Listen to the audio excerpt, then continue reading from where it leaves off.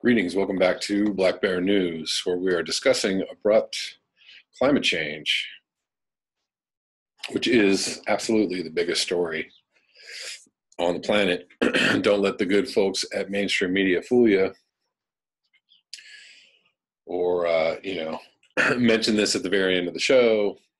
Oh, and by the way, here's another ugly climate statistic for you to, think about on your way to sleep.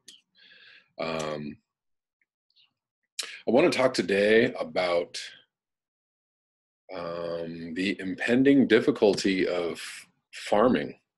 Not just, we're approaching a time when we're going to have widespread crop losses, and how long it takes for this to really start affecting people is anybody's guess. But it's already happening. It's already going on. We're already having situations in the last few years where we have lost crops to major weather extremes and weather incidences. But I had a good comment today. Excuse me, I need to just pull it up. Well, I had a couple comments today that were cool. One was just from Marcy, quickly talking about her burned leaves, burned from the sun. And this has been happening in my garden. Also, what happens here is that we have very extreme kind of heat events, even when it's not that hot. If the sun is out for any length of time during the day, it gets very hot very quickly. And I've also been hearing and getting a lot of comments about UV readings being very high. I personally don't take any UV readings, and I personally don't know what they are, but I have seen UV anomalies in the 10, 11, 12, 13 range. I guess UV is generally supposed to be about 3 or 4. There's also different, there are different UV, obviously, rays, ABC, etc., and we're getting more of the dangerous UV as well. So I don't know. I just, I wanted to maybe bounce this off y'all and see if you're noticing things that might be high UV related, or things that might indicate that the sun and or warm weather is taking out plants in your area. This is crazy. This has been happening in my garden, where the sun will just bleach leaves, sometimes right on the plant. But here's a leaf that I had in my garden. You can see it's almost devoid of color. It's like bleached, and this is from the sun, which is crazy because this only took like a day or two for this to happen. This isn't like a dead leaf that just fell off my plant. This is a leaf that was just bleached out in the sun, and it's very striking against green. Everything else is green and the ground is brown, and you have these like crazy bleached looking leaves, which is not an indicator of not good things happening. Also, my garden has been, I just recently kind of started gardening for real, but it's been very problematic. It's been very hard for me to start. I started last summer, and it was so hot last summer that most of my plants burned up. A lot of them had very kind of stunted growth, or they would start growing and start going, and then they would just like burn up and die if they were in the sun for any length of time. So I've had to do some, I've had to do some adjustments about how I have to start my plants inside or start my plants in the shade, and get them going, and kind of like really like baby the little sprouts until they're quite strong. And then, I might feel safe about planting them in the sun, in full sun. But even with that, I'm getting a lot of plants getting zapped. I had a live Christmas tree. We've had a Christmas tree for about 5 or 6 years that we've been growing, and it was quite big this year. We had it in the house. It was like 6 feet tall, in a pot. I've been kind of like dragging this thing around, LA with me as I moved from house to house. And it did great. It was inside the house for a couple weeks, and then I put it outside, and it immediately just went brown in like the space of like 2 days. It was just like, nope. I don't know if it was direct UV. We had a lot of rain at the time. I don't know if it just suddenly got like overwatered. I have no idea what happened to this tree, but the tree was doing great. It was looking great. It was very healthy, very green, very lush, did totally fine inside the house. And then I took it outside, and it looked like it got zapped. Like, and I have no idea what happened. So I've got another tree planted. Just happened to have another Christmas tree around. We'll hope it gets big enough for this Christmas. So I want to read this comment from Basil Peterson, or Basil. I don't know how I pronounce his name. Hey, Kevin, I've posted several times on your Red Llama site about the small organic farm my wife and I have here in the Finger Lakes, New York area. We are off grid, so I have a lot of time in the evenings to maintain a log or journal where I've been documenting environmental conditions for the past 10 years. It is fun to go back and see the changes in both the weather conditions, as it is frightening to realize that although some of the changes are minor, but some are record-breaking. 2 years ago, we had the worst drought and highest temps ever recorded, while last year we had record-breaking rain events that dropped a month's worth of rain in less than 24 hours. Being a farmer brings me closer to the land, and I depend on 3 to 4 months of temps and rain that are at least in the fairly moderate range. When I first started farming, I never had to water my crops because this has always been such a wet area in the spring and summer and even into fall. I've had to start saving hundreds of gallons of water and even irrigate using pond water. I have switched species to more heat-tolerant species, which I can store for winter use, but we will run out before the next crop comes in. Sorry for the long rant, but ultimately what I'm saying is even being self-sustaining will be impossible if the weather becomes so extreme we won't have time to bring crops to full maturity. I certainly don't get a lot of people with ideas on adapting to an uninhabitable environment. Thanks for the space. Namaste.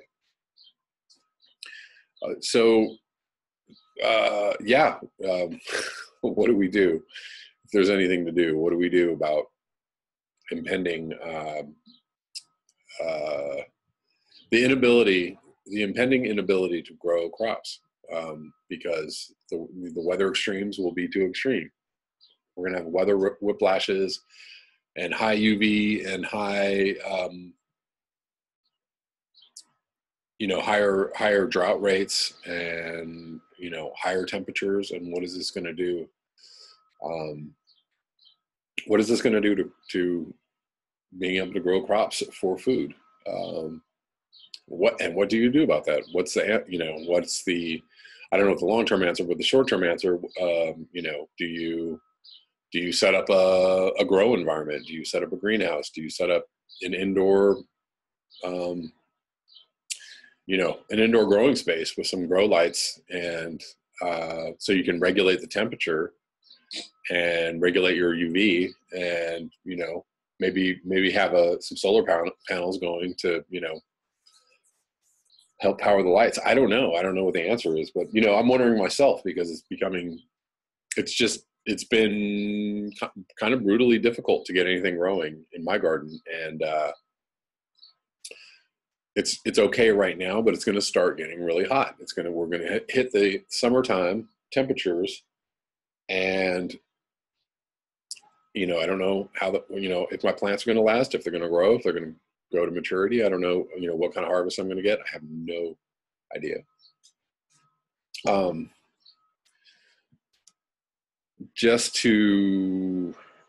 So I don't know if anybody else is growing, has their garden going, and if they're noticing any of the same phenomenon. I mean, I see other people with gardens in Southern California, and they're like, they have, big mature plants. And I'm like, how are you getting your plants to grow? Because if my plants are in the sun, they get fried really, really fast. So kind of staying in this story, I found this very brief article from 2014. Climate change could dramatically increase UV storms and radiation. When it comes to radiation, fearsome disasters like Fukushima and Chernobyl capture the headlines, but for most people, the real radiation risk comes from the sun, and global warming could make the problem much worse. A study published this week reveals that an intense 2-year UV storm caused solar radiation to spike in some areas, and the situation will get more severe as the ozone layer continues to thin. And I read a couple of articles a few months ago about the thinning ozone layer over the entire globe, not just South America or the Arctic. Researchers sought to Antarctic and the Arctic. Researchers sought to study conditions similar to those found on Mars. So they headed to the Andes mountain peaks, which are surprisingly Martian-like. Over the next 2 years, they recorded soaring UV levels unlike anything ever recorded outside of Antarctica. So yeah, actually South America. Some measurements rated as high as 43 on the UV index. Here in the US, we usually see an index of 8 or 9. Okay, so 8 or 9 is normal during the intense summer sun on your average beach. So a number in the 40s is extraordinary. It's not unlike what we would see on Mars. The UV storm, which took place in 2003 and 2004, was an unusual spike caused by ozone thinning from a solar flare, intense winds, seasonal fires, and several storms. So we don't usually see levels that high, but climate change is causing the ozone to thin, and a thinning ozone could mean more intense UV radiation storms for the planet. Even outside of the high Andes and Antarctic, more studies are needed to really determine how severe the threat will be, but one thing is certainly evident: typhoons, fires, and tornadoes might just be the tip of the iceberg when it comes to climate change. And there you go. One more article on UV. I may not read this whole thing because I'm in a bit of a hurry. Increased UV from ozone depletion sterilizes trees, from February 7th, 2018. Paleobotanists put dwarf bonsai pine trees in growth chambers and subjected them to up to 13 times the UVB radiation Earth experiences today, simulating conditions that likely existed 252 million years ago during the planet's worst mass extinction. The UVB made the pine trees temporarily sterile and created malformed pollen, evidence that ozone depletion from volcanic eruptions could have led to high UVB levels that contributed to end Permian crisis for plants and animals. Pine trees became temporarily sterile when exposed to ultraviolet radiation as intense as some scientists believe the Earth experienced 252 million years ago. The effect of high UV on conifers and potentially other trees also suggests caution today in introducing chemicals that deplete Earth's ozone layer, which has yet to recover after a global ban on chlorofluorocarbon refrigerants in the 1980s, instituted after ozone holes developed over the poles.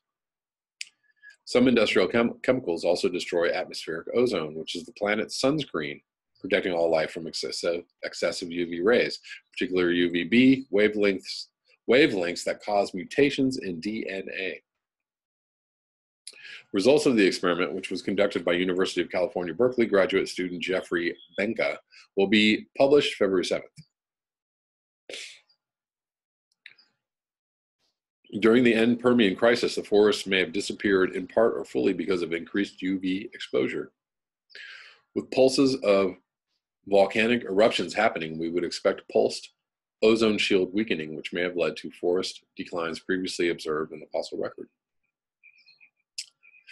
If you disrupt some of the dominant plant lineages globally repeatedly, you could trigger trophic cascades by destabilizing the food web base, which doesn't work out very well for land animals, he added.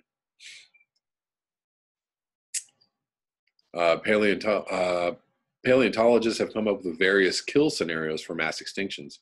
The plant life may not be affected by dying suddenly as much as through interrupting one part of the life cycle, such as reproduction, over a long period of time, causing the population to dwindle and potentially disappear, said co-author Cindy Louie, the UC Berkeley Associate Professor of Integrative Biology.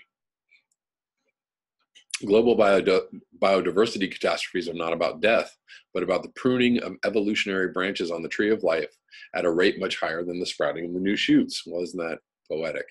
Added co-author Ivo Junsti. Yes. An adjunct assistant professor of integrative biology, Jeff, who used his plant growth chambers as a time machine to test the potential of hypothesis about what may have happened 252 million years ago, provides an excellent example illustrating how the slowly unfolding extinction on and over maybe tens of hundreds of thousands of years may have been caused by reproductive troubles at the base of the food chain.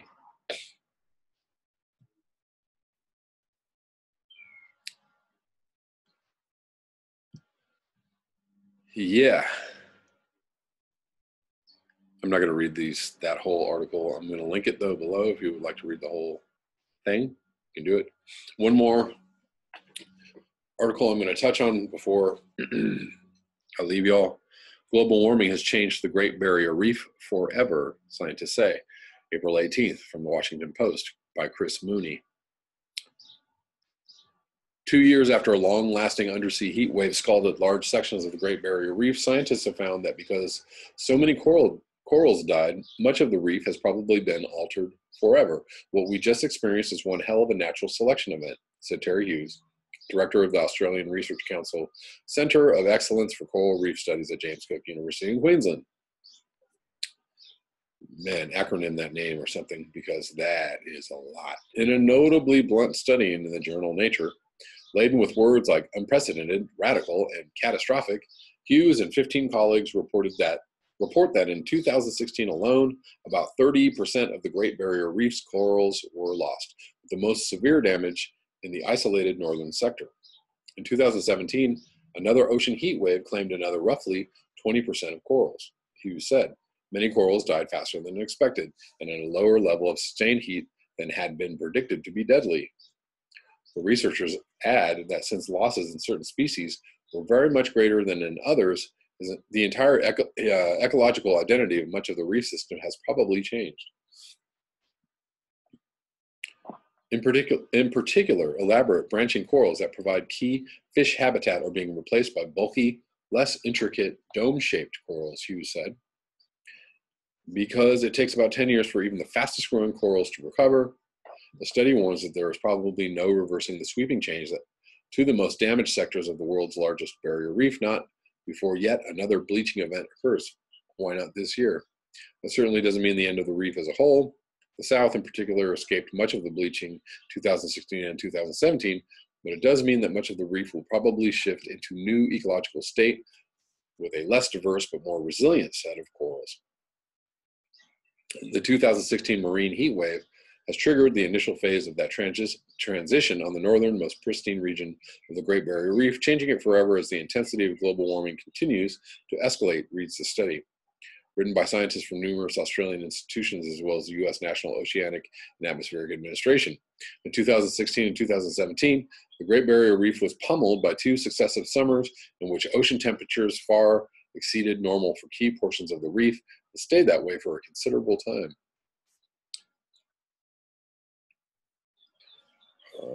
Extremely warm ocean temperatures stress corals and cause a phenomenon called bleaching, in which tiny algae called zooxanthellae abandon the corals they live in. Zooxanthellae? I don't know. Causing the corals to lose their color. Consequences not just outward. Zooxanthellae are partners with coral in an ancient symbiotic relationship, conducting photosynthesis necessary for the corals to survive. If the algae are gone for too long, the corals die.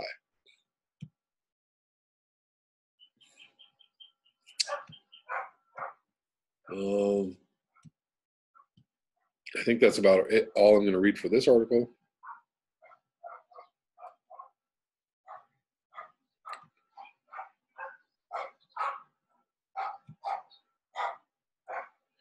In another troubling finding from the latest report, corals proved much more vulnerable than expected to bleaching, succumbing at a lower combination of temperature extremes and heat duration than scientists had previously supposed. And with that, I'm going to end this video. I will link this in the description box below. Thank you so much for your eyes, your ears, and your conscience. If you would like to donate or support this channel in any way, you can do so at the links below. Hope to be back tomorrow with another video. Until next time.